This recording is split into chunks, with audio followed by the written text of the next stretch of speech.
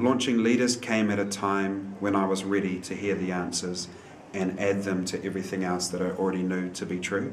So the first step in launching leaders that I really appreciated was the advice to identify what my unique gifts were.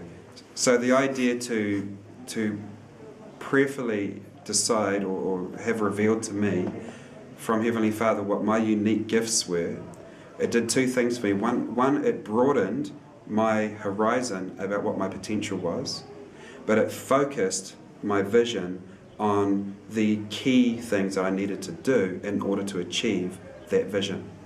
And so it's quite a unique paradox, a broadening of my potential, but a focus of how to achieve it. That key, to me, is the key that I've tried to pass on to everyone I've mentored. That every person that I've talked to, I've tried to encourage them to broaden their horizons about who they are and their potential, while at the same time become very focused about what God has blessed them with that will unlock their potential. So that to me has been the power of launching leaders. Once someone grasps that idea spiritually, not just intellectually, then all of a sudden every other launching leaders principle becomes attainable.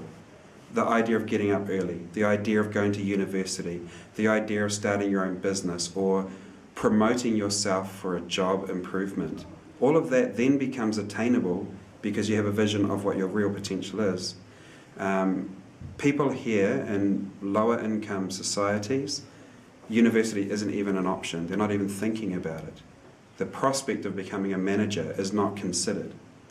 So this is a massive culture shift from a low income society to all of a sudden even just conclude for themselves, I could get a job, I could go to uni, I can get married, I can be successful.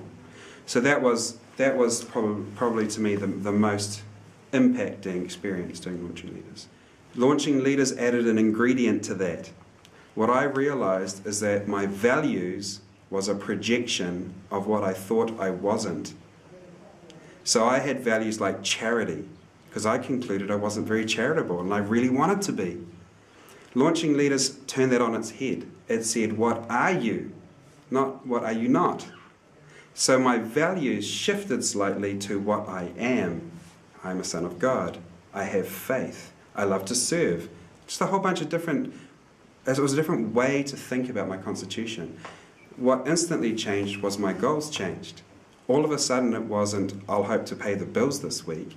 It was, how do I prepare to retire so I can serve missions? That's the whole purpose, right? That shift.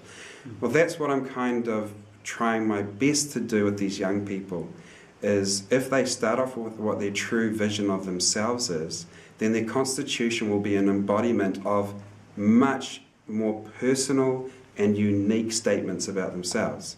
We can be of one heart and one mind and have no poor among us. As someone who grew up poor, I know what it's like to feel like your options are limited. I know what it's like to feel less than because of the clothes you're wearing or whatever.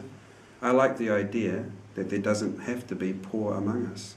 Poor in spirit, poor in health, poor in spiritual state, poor in financial things.